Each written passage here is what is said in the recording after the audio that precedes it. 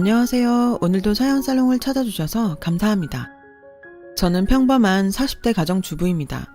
평범하다고 소개는 드렸지만 저에게는 차마 입 밖에 내어놓기 민망한 가정사가 있어요. 시댁 식구들과 관련된 불화인데요. 임금 님기는 당나귀 귀 하는 심정으로 사연 한번 보내봅니다. 저는 결혼이 또래 친구들보다 조금 늦은 편이었어요. 빠른 친구들은 20대 후반부터 결혼을 하기 시작했고 30대 중반까지는 비혼주의자 친구들 빼놓고는 거의 대부분이 시집을 갔더라고요.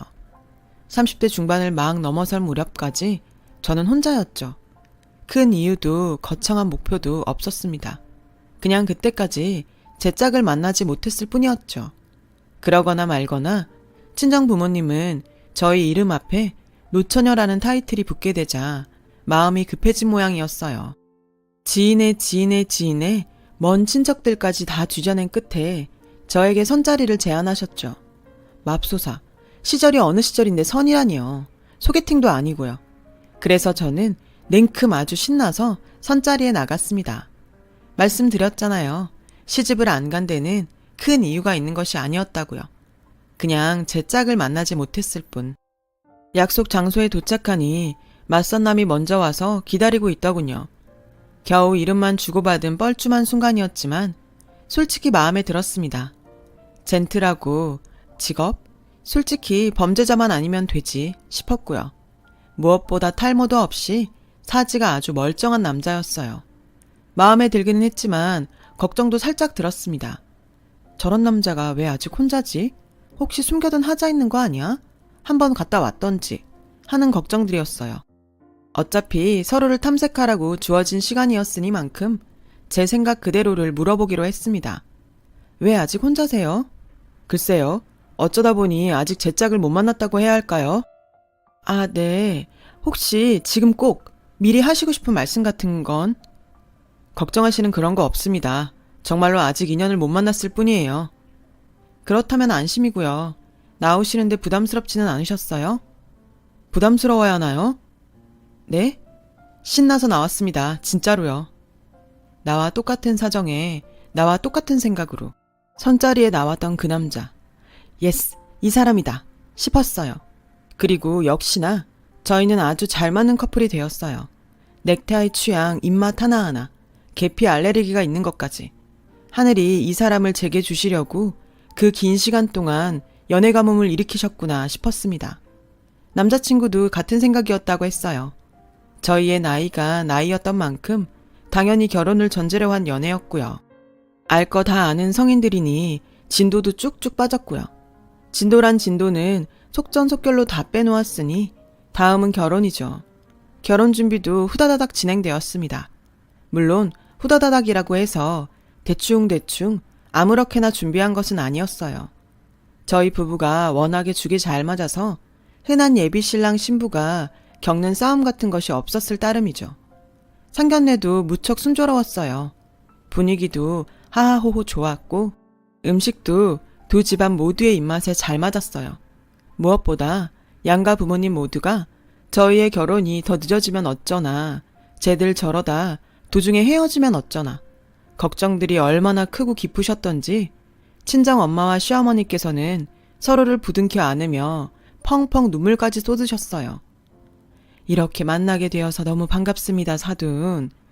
아유, 귀한 딸 주셔서 제가 더 고맙지요.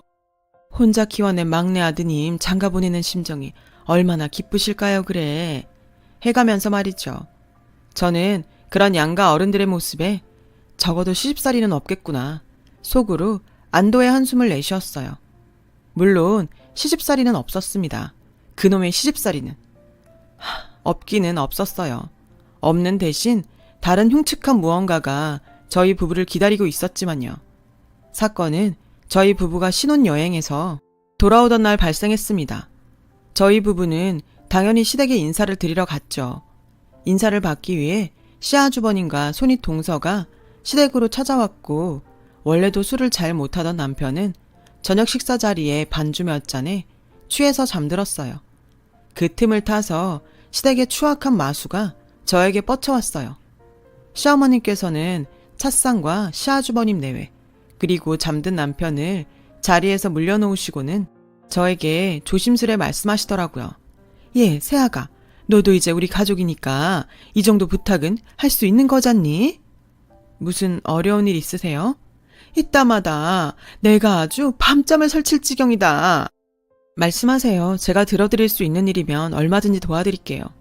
그럼 네가 들어줄 수 있는 일이고 말고. 아니지, 너밖에 들어줄 수 있는 사람이 없지. 시어머니께서는 아무도 없는 주변 눈치를 괜히 한번 살피고서는 문제의 그 발언을 꺼내셨습니다. 우리 큰며느리가 불임이란다. 선천적으로다가 그렇다네. 아, 네. 걱정이 많으시겠어요. 그래서 말인데 네가 아이를 좀 가져줘야겠다. 그러려고요. 남편이랑 저도 빨리 자식 보고 싶어서요. 너희 아이 말고 조카를 낳아줬으면 해. 네? 오마이갓, 맙소사, 세상에. 조카를 낳아달라니요. 시아주버님 아이를 제가 왜요? 아니, 상식적으로다가 아이가 그냥 생기는 것도 아니고 저더러 남편의 형님이랑? 미쳤습니까 지금? 막장 드라마 찍어요? 시어머니를 향해 그렇게 쏘아붙이고 싶었어요. 마음은 그런데 너무 당황스러웠던 나머지 아예 입이 떨어지지 않더라고요. 결국 저는 술에 취해 잠든 남편을 뒤로 하고 도망쳐 나왔어요. 도망쳐 나오다가 이건 도저히 안 되겠는 거죠. 분노가 치솟아서 속이 막 뒤집어지고 초장에 확실히 해두지 않으면 앞으로의 결혼 생활이 지옥행 특급 열차이겠다 싶었습니다. 그래서 걸음을 돌려 다시 시어머니의 앞으로 향했습니다. 아니나 다를까 시어머니께서는 반색을 아주. 왜, 생각이 바뀌었니? 그래, 잘 생각했다. 암만 가족끼리는 서로 돕고 살아야. 아니요, 애초에 확실히 하고 넘어가려고 다시 왔습니다. 다시는 그런 말도 안 되는 말씀 입에 올리지 마세요. 예, 며느라, 그러지 말고 내 얘기를 한 번만 다시 들을 얘기가 있고 아닐 얘기가 따로 있죠. 오늘 이후로는 그냥 넘어가지 않을 테니까 다시는 이러지 마세요. 이혼이든 의절이든 할 겁니다. 진짜로. 곧장 시댁을 나서는 발걸음이 어찌나 홀가분하던지요. 제가 생각해도 똑 부러지게 잘 잘라내었다 싶었어요. 다음 날에는 저희 친정에 인사를 드렸고 신혼집으로 돌아오는 길에서야 하루 종일 제 눈치만 보던 남편이 은근슬쩍 물어왔어요. 시어머니랑 무슨 일 있었냐고요. 그래서 저는 제가 겪은 일 그대로를 남편에게 고백했어요. 남편도 시어머니가 그런 생각을 가지고 있는지는 까맣게 몰랐다면서 저와 똑같이 분노하더라고요. 저는 그 길로 시댁으로 가서 시어머님께 다시 한번 똑똑히 말씀드리자는 남편을 일단 말렸어요. 교통정리는 제가 잘 끝내놓았고 시어머니도 제대로 된 정신이 있는 분이시라면 다시는 같은 실수 되풀이하지 않으시리라 믿었거든요. 깨가 쏟아지는 신혼생활이 흘러가던 어느 날이었어요. 남편을 출근시켜놓고 간만에 대청소를 하고 있는데 시어머님께서 갑자기 저를 찾아오시더군요. 제가 인사를 드리기 무섭게 시어머님께서는 제 앞에 머리를 조아리며 싹싹 비셨습니다. 눈치를 보아하니 남편에게 시아주버님의 아이 임신 이야기를 또 꺼냈다가 한 소리 된통 들은 모양이었죠. 착잡했어요. 시어머니를 어떻게 하면 좋을까 걱정도 되었고 약속했던 그대로 당장에 이혼이든 의절이든 하고 싶었어요. 아마 그때 제가 결단을 내렸더라면 남편은 죄가 없고 제 편이었으므로 시댁과의 의절이 되었겠죠. 제가 고민을 하는 사이 자신의 입까지 때려가면서 계속 사과를 하시더군요. 그런 시어머니의 입에서 내가 늙음하게 노망이 났나 보다 하는 말이 나오는 순간 저는 일단 수긍했어요. 치매가 아니고서야 감히 상상조차 하기 힘든 일이지 않나요? 그래서 저는 고민 끝에 시어머니께 답을 드렸죠. 그렇게까지 말씀하신다니 일단 알겠습니다. 고맙다 고마워. 내가 이놈의 치매를 어떻게든 해놔야지 아주. 그러세요. 저 어머님 그냥 용서해드리는 거 아니라고요. 치매 검사하시는 조건으로 입원까지만 넘어가 드리는 겁니다. 순간 시어머니의 눈빛이 크게 흔들리더군요. 혹시나 아주 혹시나 치매가 아니면 어떡해. 치매면 또 어쩔 거고. 일단 검사부터 받으세요. 치매가 맞으시면 당연히 치료를 힘껏 도와드릴 테고 아닐 경우에는 저희도 생각을 좀 해보겠습니다. 그날의 사건은 그렇게 일단락 지어졌어요. 시어머니를 시댁으로 보내드리고 나서 마침 퇴근한 저와 남편은 고민을 시작했어요. 시어머니가 치매가 아니고 같은 잘못을 되풀이할 경우에 그때는 저와 우리 부부를 어떻게 보호해야 하는지 고민이었어요. 의외로 답은 가까운 곳에 있었더라고요. 시어머니는 약속대로 치매 검사를 받으셨어요. 결과는 치매가 아니다 였어요. 기가 막히고 코가 찼죠. 치매가 아니라 함은 맨정신으로 저에게 그런 입에 담기도 험한 부탁을 하셨다는 거잖아요. 그러는 한편으로 안도감이 들었어요. 남편과 머리를 맞대고 강구해낸 보호의 수단이 있었으니까요. 그것은 바로 휴대폰 녹음이었어요. 아주 간편하면서 제일 확실한 수단이었죠. 그렇게 저는 시어머니와 엮이는 모든 순간을 저와 저희 부부를 지키기 위한 녹음을 시작했습니다. 간혹 시어머니께서 문자를 보내실 때면 그것들도 모두 저장해 두었어요. 다행히도 시어머니께서 진심으로 뉘우치셨는지 저를 아주 지극정성으로 대해주셨어요. 그 시간들만큼은 세상 이런 천사표 시어머니가 또 있을까 싶을 정도였어요. 다행스러웠죠. 다행스러웠지만 녹음만큼은 그만두지 않았습니다. 정말 만약을 위해서였어요. 물론 시어머니께서는 저희 부부의 녹음 사실을 까맣게 모르셨고요. 하지만 불행하게도 천사표 시어머니의 모습은 오래가지 않더라고요. 제가 쌍둥이의 아이를 임신했다는 걸 알게 되던 날 시어머니께서 초음파 사진을 향해 눈시울을 붉히시며 말씀하셨어요. 봐라, 얘 애가 둘이잖니. 당연하죠. 쌍둥이인데요. 조카를 직접 낳아주는 것이 청 불쾌하고 그러면은 말이다. 어머니! 보자 하니까 이게 누구 앞에서 자꾸 목청을? 막말로 애가 둘씩이나 있는데 불쌍한 시아주버님한테 하나 주는 게 그리도 아깝든? 더 드릴 말씀이 없는 것 같네요. 앞으로 뵐 일도 없을 것 같고요. 시어머니께서는 자리를 박차고 나서는 저를 막아섰고 그런 저를 남편이 보호해주며 한마디 거들었어요. 누구 원망할 자격도 없는 사람이야 엄마는. 너까지 왜 이러니? 네 형이 불쌍하지도 않아? 엄마가 제일 불쌍해. 아니 사람이 어쩌다 이렇게까지 망가졌대? 암튼 더 할 말 없고 낳아주셔서 감사했어요. 시어머니께서는 결코 반성을 한 것이 아니었더라고요. 다만 제 비위를 맞춰가면서 호시탐탐 기회를 노리고 계셨을 따름이었죠.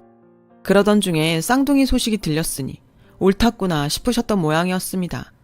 쌍둥이 중에 하나를 시아주버님의 호적에 올리려는 속셈을 드러내셨던 것이고요.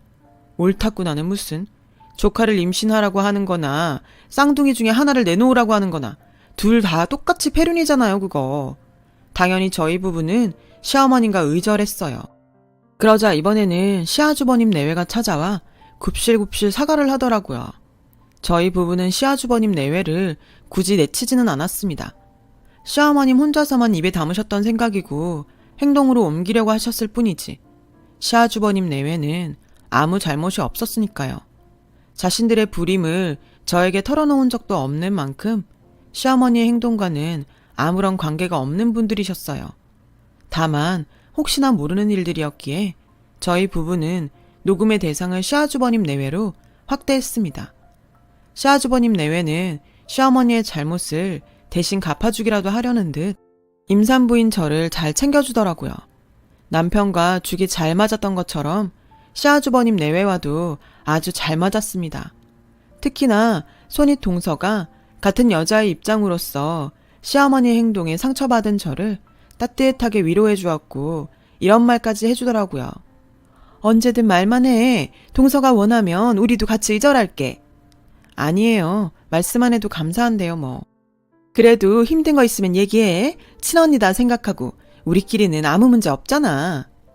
그쵸. 저희끼리는 문제 없죠. 저는 그런 손윗 동서에게 심적으로 많이 의지하게 되었어요. 그러는 사이 출산 예정일은 시시각각 다가왔어요.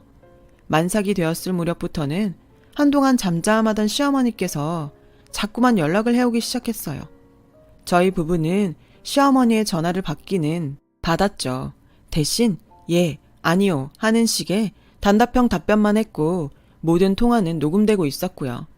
예, 며느라 내가 이렇게 빈다 빌어. 네? 나는 어찌돼도 상관이 없어요. 내 아주버님에게 쌍둥이 한 명만 자식으로 보내준다면야 지금 죽어도 여한이 없어. 그렇게 해주련? 아니요. 빌어도 어렵겠니? 네. 너 진짜 시엠이 죽는 걸 보고 싶어서 이래? 끊겠습니다. 거의 모든 통화가 이런 식이었어요. 어느덧 출산 예정일이 코앞에 다가왔어요. 저와 남편은 불안해졌죠. 시어머니의 추악한 손길이 언제 어떤 방식으로 뻗쳐질지 전혀 예측할 수 없는 일이었으니까요. 저희 부부는 먼 지방에 있는 작은 산부인과를 새로 예약했어요. 급하고 은밀하게 병원을 변경해야만 했던 탓에 예약은 쉽지 않더라고요. 손윗 동서가 병원을 찾아주었고 그 병원에 예약을 잡을 수 있었어요. 출산을 앞두고 이사도 갔어요. 물론 시어머니 몰래요. 출산을 향해 먼 지방으로 내려가는 길을 시아주버님이 운전을 해주셨어요. 공무원인 손윗 동서는 주민센터 일이 바쁜 탓에 마음만 보태주셨고요. 동서 사이에 그 정도만 해줘도 어딘가요. 너무 감사할 따름이었죠. 곧장 진통이 시작되었고 저는 난산을 맞이했어요. 제 옆을 지키고 있어야만 했던 남편은 경황이 없었고 모든 수속이며 뒷바라지들을 시아주버님께서 도맡아 해주셨어요. 덕분에 저는 안전하게 출산을 마칠 수 있었습니다. 아들 하나, 딸 하나 아주 건강한 일란성 쌍둥이였어요. 아이의 얼굴을 본 저희 부부는 안도했고 시아주버님께서는 당신의 출산인 것처럼 기뻐해 주셨죠. 그런데 출산 병원을 급히 바꿔야만 했던 저는 그 병원 근처 산후조리원을 미처 예약하지 못한 처지였습니다. 저는 서울로 올라와서 신혼집에서 며칠 산후조리를 했어요. 제가 몸을 추스르고 난 뒤에야 그동안 제 뒷바라지에 여념이 없던 남편에게 출생신고를 하러 갈 짬이 주어졌어요. 남편이 출생신고를 위해 막 집을 나서려는 순간 시어머니께서 출생신고 서류를 손에 들고 저희 집으로 오셨더라고요. 딸아이의 신상명세가 시아주버님의 호적에 올라있는 서류였습니다. 저희 부부는 피가 머리 끝까지 솟구치는 심정이었어요. 어머님 진짜 출생신고는 어떻게 하신 거예요? 저희 집은 어떻게 알고 찾아오셨고요? 식구들 사이에 비밀이 어딨다고. 이보세요. 나 귀 안 먹었다 얘. 그리고 이보세요가 뭐니 이보세요가. 듣는 시엠이 서운하게. 시어머니가 저희의 새 신혼집을 어떻게 알고 찾아왔냐고요? 그게 저희 부부를 더 화나게 만든 지점이었습니다. 시어머니와 함께 저희 신혼집으로 온 사람들은 다름 아닌 그렇게 믿고 의지했던 시아주버님 내외였기 때문이었어요. 저희가 속았던 거죠. 사실 시어머니의 추악한 행동을 시아주버님 내외가 처음부터 조종하고 있었던 것이었어요.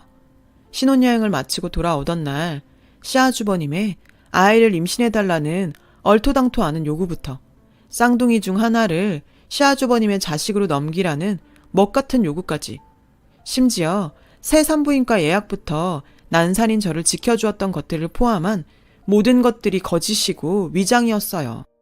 시아주버님 부부는 의좋은 형제를 가장해 저희에게 접근했고 저희의 일거수일투족을 바로 옆에서 감시하면서 시어머니와 작전을 꾸며왔을 뿐이었어요.